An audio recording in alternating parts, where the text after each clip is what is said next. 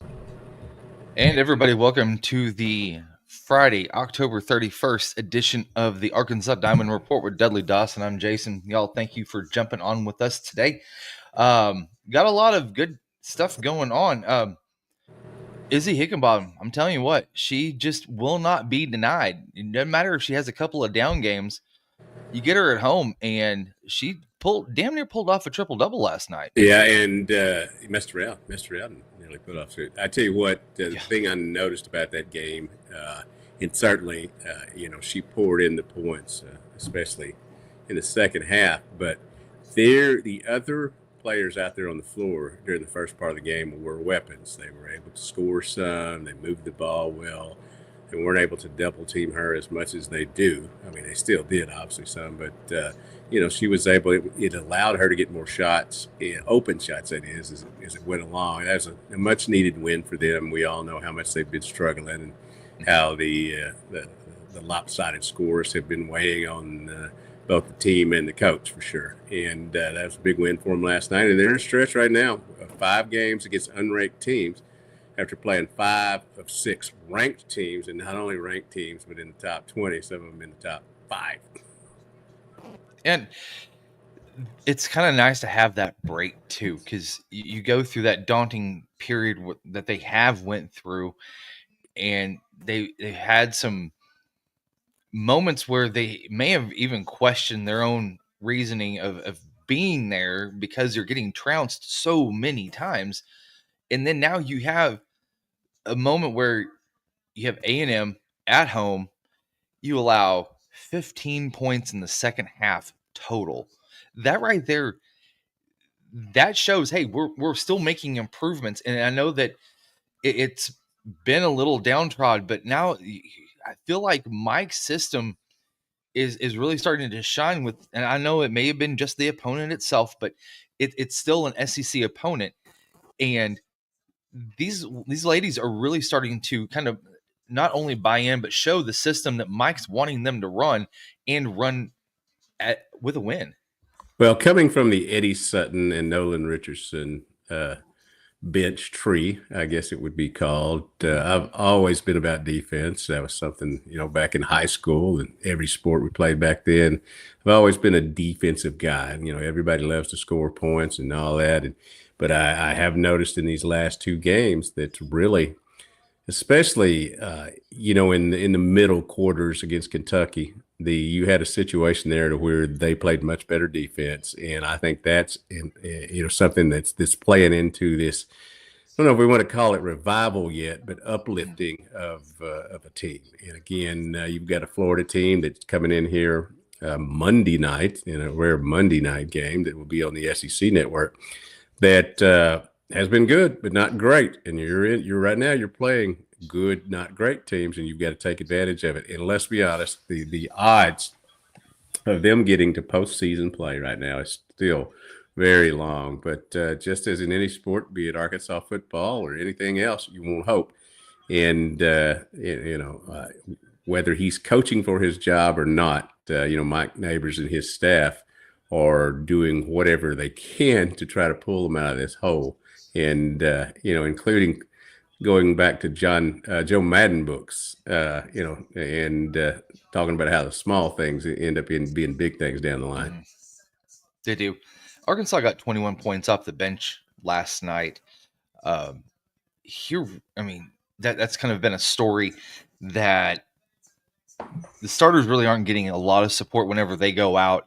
There's been more minus than plus as far as play goes as the starters start to recycle through with the bench and giving them a little bit of a rest. But last night, with 21 points off the bench, I think if Mike was able to capture that in a bottle and use that for each of the next however many games they have the rest of the season, I think he would take that. Not only take that, but I think he would probably give the world for it right now. Absolutely, and that's that's one of the lineup changes that have they've tried to finagle, as they go along here. That 21 points is not anything for Tennessee, who runs hockey shifts but it is for Arkansas, whose bench points have been limited.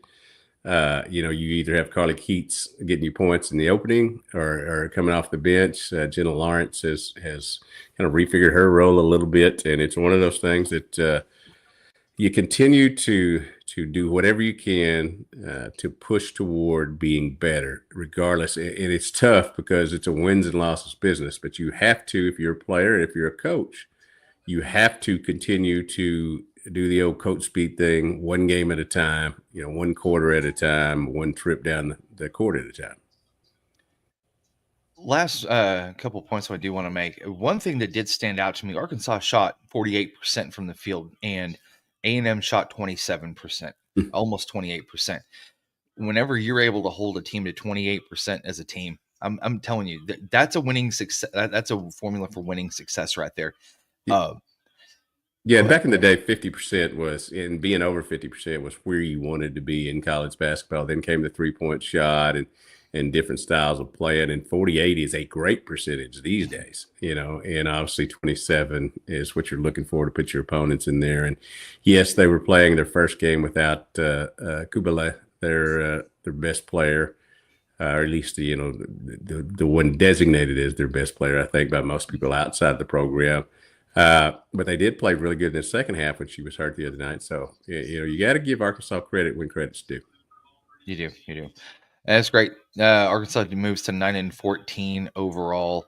That's their second SEC victory of the season. You still, if I'm not mistaken, I'm going to take a look at their schedule here really quick, just kind of bird dogging for just a moment here. We are this is the last day of January. So now, this is the last full month of basketball. This is where, the ladies have a chance to really make a run, possibly to get a better seed in the SEC tournament. I don't know how that could go, but you never know. You could catch lightning in a bottle. I heard Coach Neighbors mention something the other day that I think maybe should be your goal now. Don't play on the first day of the SEC tournament. That's a small goal. That's not where you want the program to be. But right now, in the position that you're in, that's a small goal that you can shoot toward, literally and figuratively. I'm looking at this here really quick. Honestly, outside of South Carolina, there's some very winnable ball games in this stretch. Yeah, and I tell you what, I'd rather have their schedule than the men's schedule, which, obviously they're fighting uphill as well. And their schedule is loaded because the SEC men's team, like the SEC women's team, is loaded. But Arkansas's was league scheduled, the women's was front loaded. And, you got an opportunity again to get better as the season goes along. I don't expect their name to be called in the NCAA tournament. Don't expect it to be called in the NIT tournament. But you do what you can, and you try to have some hope for next year. Well, let's get on to some baseball.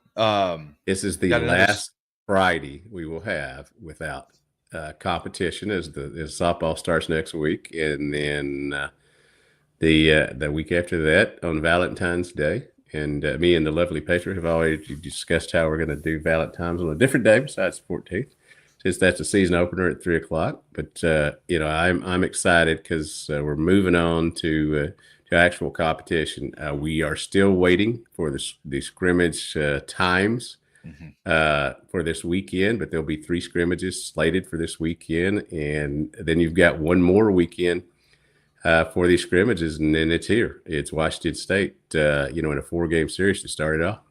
It is. And last night, I'm telling you what, I hope that Petra doesn't go back and try to watch the pod from last night, because Courtney made a pretty Courtney Mims from Pictorial Nation was on with me last night. The marvelous Mrs. Mims. Yes, the engaged Mrs. Mims. Jeff was there last night.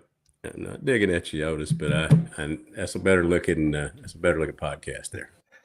And she's very informative. I don't want to be, what's misogynist or whatever the word is. I think that's not it. But we were very fortunate to have Alyssa and Courtney be the professionals that they are, and drop by every once in a while. And obviously, it's a great team effort, I think, between Hogville and Pigtail Nation.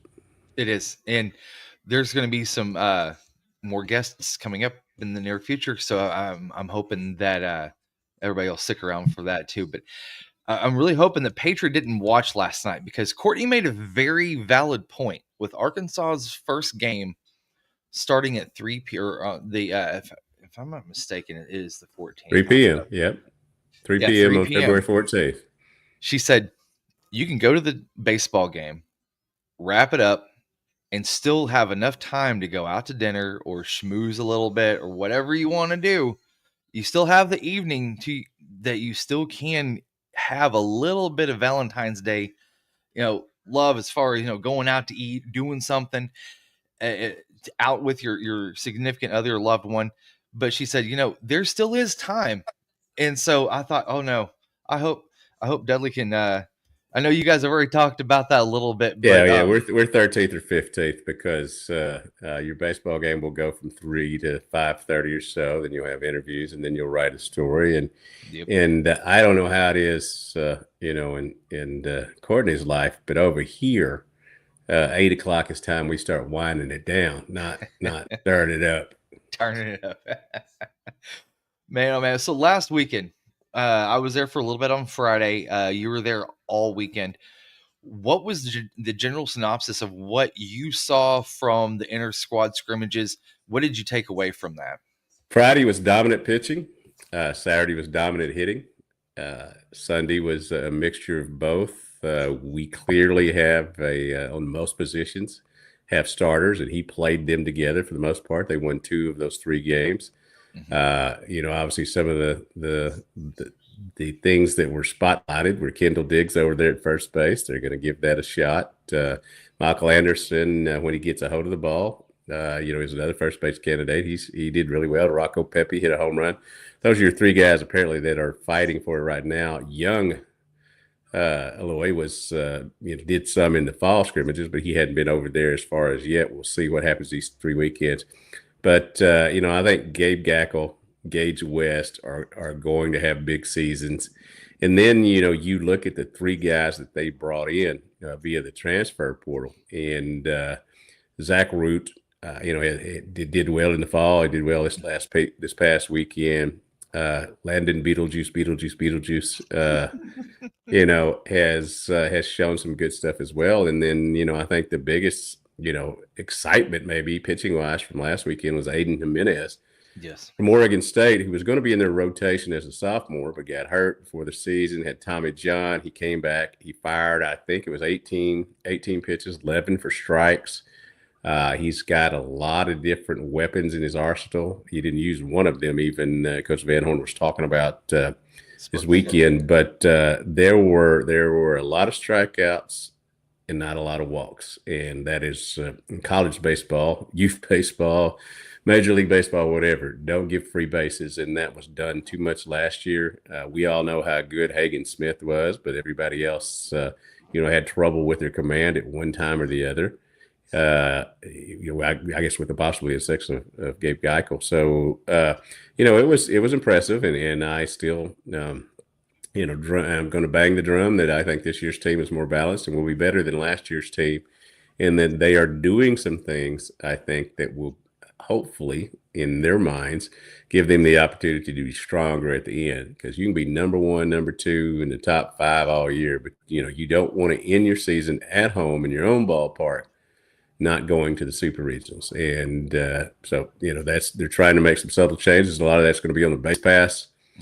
We saw a lot more of that hit and run and different stolen bases, different things last weekend that I think we're going to continue to see as these 2 weeks in the scrimmages go along, and then in the games start, both with Washington State at home and then the trip to Arlington.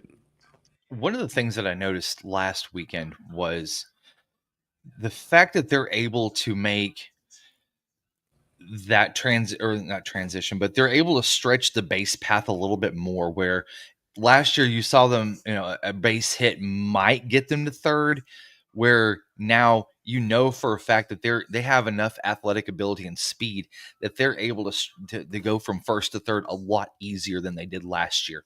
I think that that's one of the things, that the little nuances that is going to really help put pressure on opposing pitchers, because before, they knew, even the outfield really knew, that there was not a lot of speed once Arkansas hit the base path. Now that they have that speed, there's a lot more pressure on them, the outfielders, to make more, I say, pinpoint throws, or being able to get the ball back into the infield a lot quicker. Because what I noticed was whenever they were going from first to third, it was a lot easier this time around than it was last year because, again, more speed, but at the same time, having that wherewithal to know that you're putting more pressure on the person that's throwing the ball in back into the infield. You have to make that almost perfect throw to get them out, and that's where you start to see some more errors. Some good to great baseball players are just really good baseball players. The great ones, I think, also have the availability to them of using their athleticism. I think that's certainly something that's been redefined on this team this year. We know that it seems like every year in every sport now, the portal will revamp the roster. I think I may have used that in like 10 straight stories or something. But that is what's going on. And last year they had station to station players, and there's more athleticism this year, starting with Charles Davalin at the top of the lineup. Looks like he's going to be the leadoff hitter. One thing I would say that I'm going to be looking forward to this next 2 weekends. Brent Irondale, was my pick to click or whatever this year. After watching him in the fall, he had a tough weekend last weekend. Had I think one RBI hit. He's looking to see if he can get it going this weekend because I think he's a power guy at third, but he also has the speed and the ability to drive in runs and just we're looking to see if he gets going this weekend. Yeah, and that's one of the things that I'm also looking forward to is seeing play from the outfield, not from the offensive side, but from the defensive side. There was a little bit of inconsistency in left field for a couple of different plays, but for the most part, I felt like it was pretty sure. But I want to see some more consistency from the outfield on the defensive side, where you're able to track some balls that you might not have been able to get to before. A little bit more speed in the outfield, and I think that that's something that Dave is really hasn't really touched on a lot, but I think that sits there. One of the reasons for the Kendall Diggs at first base, and he had played some of that, in his career here, not much, a lot of it in scrimmages and stuff, but one of the reasons they're trying to see if they can't fit him at first base is they would love Justin Thomas, who's a great defensive center fielder, to be a guy out there. But you got Charles Davalin, who is has secured a spot out there. You got Brenton Clark, who's a freshman who's pushing as well. But you've got a situation to where you've got an outfield makeup. I think you've had a couple of guys that have won spots, as you mentioned last weekend. And now you're trying to Logan Maxwell, excuse me, is the other guy that's going to be a starter. Those are going to be corner outfielders. They would, if they can get Thomas in the lineup and Diggs in the lineup at the same time, that would be a much better. That's going to be what I think is a much better defensive outfield this season, and a better offensive one as well. Yeah. And that speed that you're talking about, Thomas brings that to the forefront. He started his college career at Georgia, was there for a year, and went to a Florida junior college, and has the opportunity to be a spark plug or whatever, cliche-ish term you want to use there. That's one of the things they're trying to work off. If you can get Kendall Diggs hitting and him play first base, then it makes your team better, and you can have Mike Anderson and Rocco Pepe and others, DH and do different things. But you definitely going to have obviously Ryder Helfrich catching. Looks like Irondale at third, Nolan Sousa at second, Older Aloy, at shortstop, and then I just went over the outfield there. So you get a lot more options, it looks like, this year, and you can throw people out there. I mean, there's the same amount of people on the team this year, but you've got more that you'll feel confident in, I think, and be able to better rework situations, lefties versus righties, that sort of thing, and different ways you can go about it. I'm not saying they're going to win the national championship. They've never done it before. They've gotten close, obviously. But I just do think that, in research is going to all these scrimmages. I just, look and watch and think they're going to be better. Yep. And last quick note, and I want to I think this could possibly be it, but Rocco Pepe kind of reminds me of Charlie Welch a little bit. A real big pop off the bench that could really turn a game or really decide a game for you. He has experience. I really feel like he could be one of those guys where Dave can call up in a really clutch situation and bring him up and him deliver. Yeah, name that guy last year. Was one. Mm-mm. None. And that's just another thing that we're talking about with the availability to have more options. And he's a young man, one of the portal transfers that really, in I think most situations would be a starter at some place, and he may end up, out in the outfield too. We'll see. Maybe he'll win the first base job. I mean, but he is certainly another option, and I like what you mentioned there. I know he wants to play every day, and I'm sure he'll get the opportunity. But yes, you've got to have. You can't rely on just your starters. No, can't. So, speaking of starters, baseball team or sorry, softball team fires it up next Thursday night. Yes, next Thursday afternoon Yep. against Texas State, San Marcos, Texas. Speaking of starters, has Courtney talked about who will be taking the circle for her in the first game of the season? Not yet, but we have a 10:45 press conference on Monday morning where a lot will be, displayed out there for sure. She's got so many options. You have fantastic freshmen, but you also have some veterans coming back. I'd be surprised if one of them doesn't go first, but we'll see. They're playing in a four-team tournament down there in San Marcos, Texas State, as you said, the first day, a couple of doubleheaders the next 2 days. I know they're excited to get going. Obviously, Bree Ellis and Kylie Wyckoff named all SEC players, preseason players, and that falls in line with them being two of the 54 ones for out there on the watch list for the National College Player of the Year, Mm-hmm. as well as both of them being on All-American teams and different situations. And you think about it, none of these freshmen have been mentioned on these All-American teams, but you watch and see if one of them or two of them aren't there at the end of the year.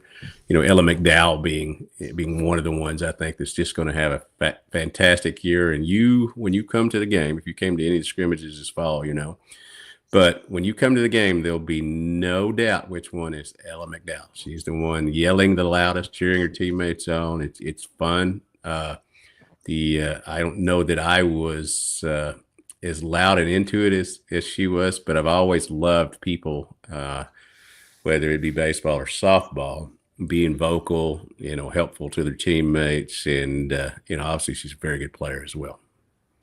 When Courtney and I were talking last night for a few minutes, towards the end, and you could tell Courtney she got a little choked up because this is the first year in 4 years that you don't have that stalwart at third base. And whenever you have somebody like Hannah Gamble move, graduate out of the program, there's an opportunity for somebody to step into that role. One of the ladies that I thought that might be able to is Brie Ellis, one of those rah type, understands all the personalities of the team that be able to help fire them up whenever they're down or if they're having an off day. I feel like she's one of those ladies on the roster that can fill that role because honestly, Courtney needs that. She'll be an aggressive leader on the field. She'll be an aggressive leader on social media. She's a Yep. fantastic player. Obviously, it was a great get for them for her to come over, last year. And she's obviously a big bat in that lineup. Has been a home run hitter from the freshman word go, and I suspect that'll be the case this year. And she's not as continuously vocal as Ella McDowell, but she will when she says something, people listen. And I don't know if people know who E.F. Hutton is anymore, but that was a thing back in the day. That is definitely the kind of role and player she brings to the field. That's your all's homework out here that's watching. Go look up E.F. Hutton and then Dudley. You get back to Dudley on that one.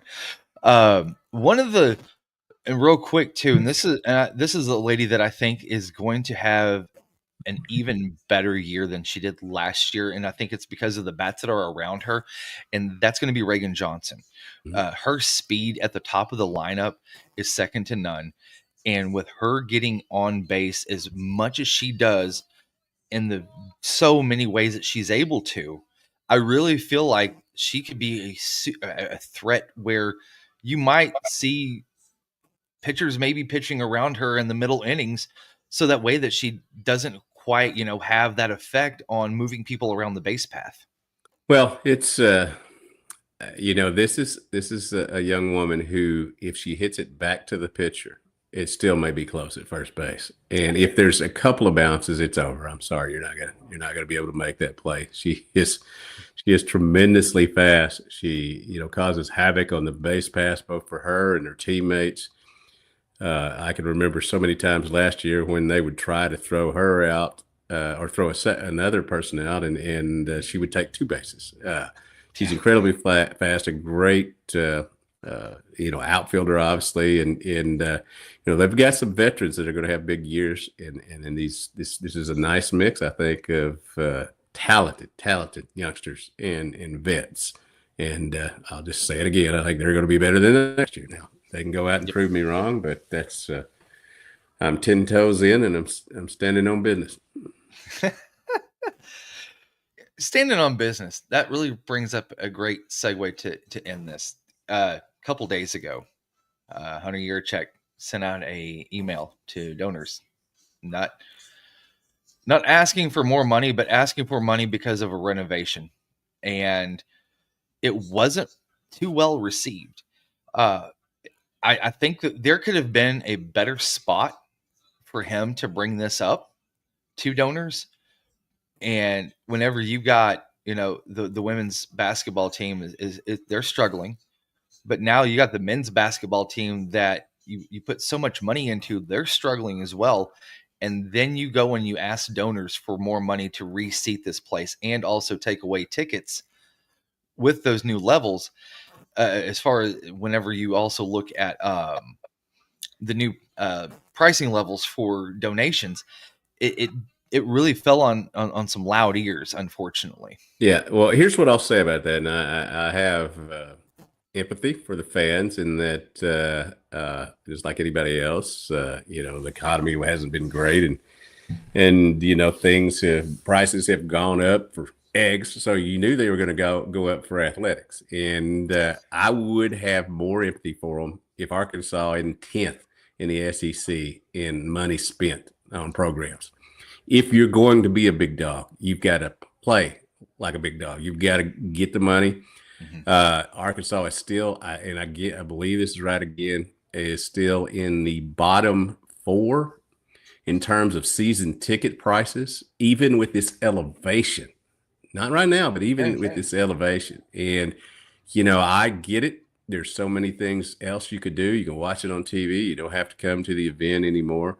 But if you are going to have a big-time athletic program, and you have hired a big-time coach, and I realize, how bad the season has gone. If you are going to compete in the SEC, and whether you like Coach Pittman or not, whether you think he's going to be here or not, the program's still got to keep going. And I think that people think that there is $20 million coming to the university, and it's just there. You don't got to do anything with it.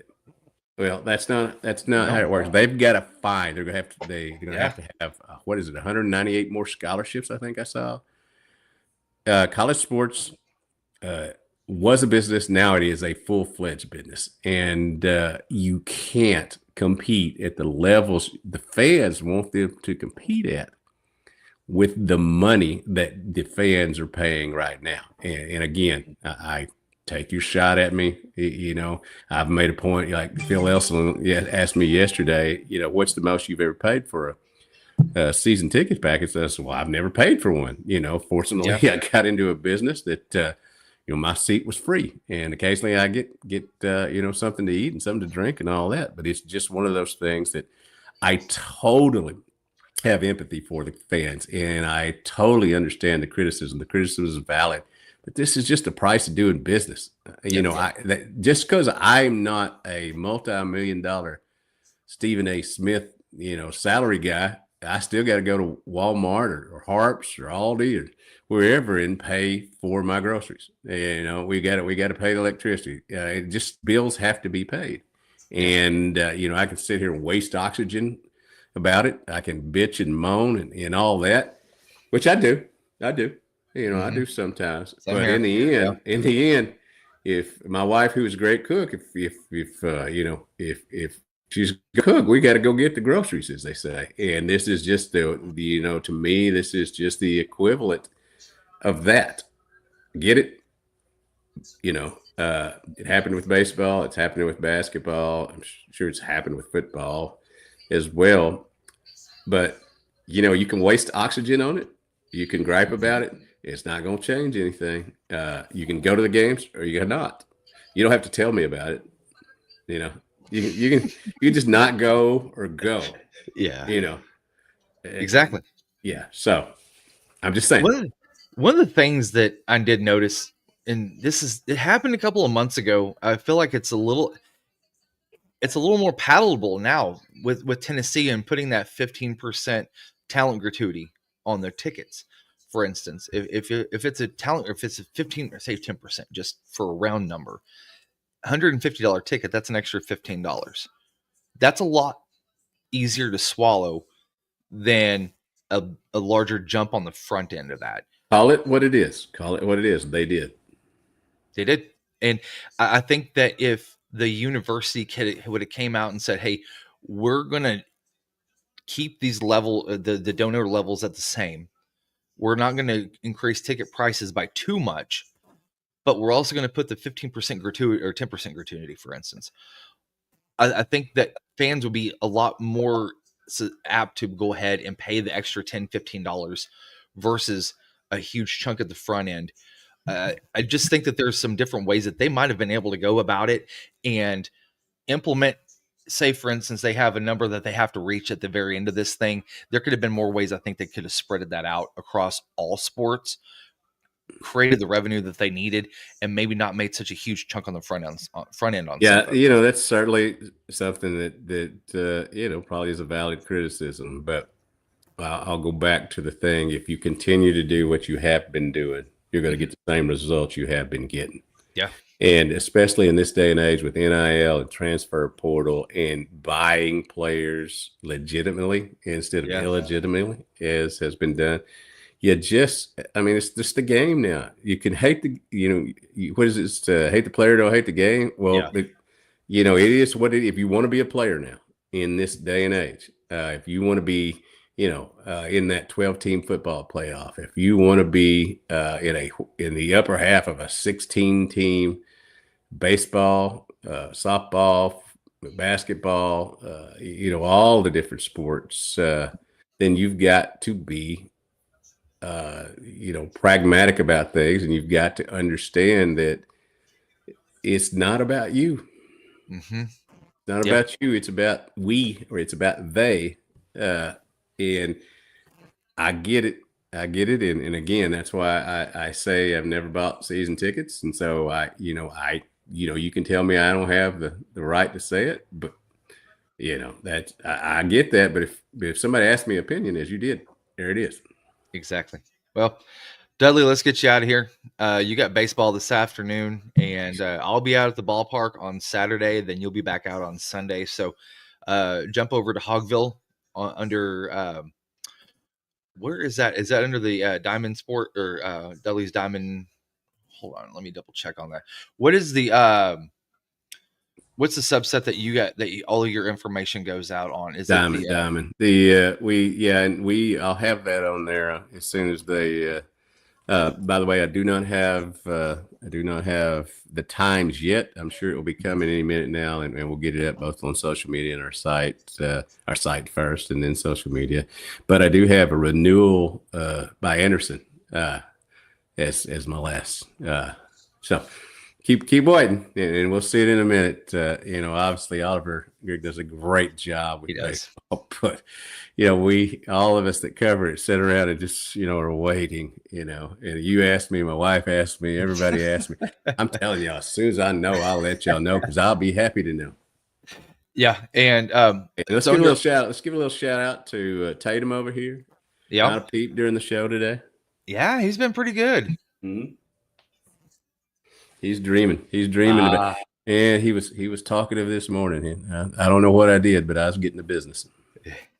Max's birthday is today. He is Oh, 5 years old. cool. He got a biscuit sausage from Brahms. That was his treat Wow. for. Oh yeah, he went I'll out take all that big. for mine.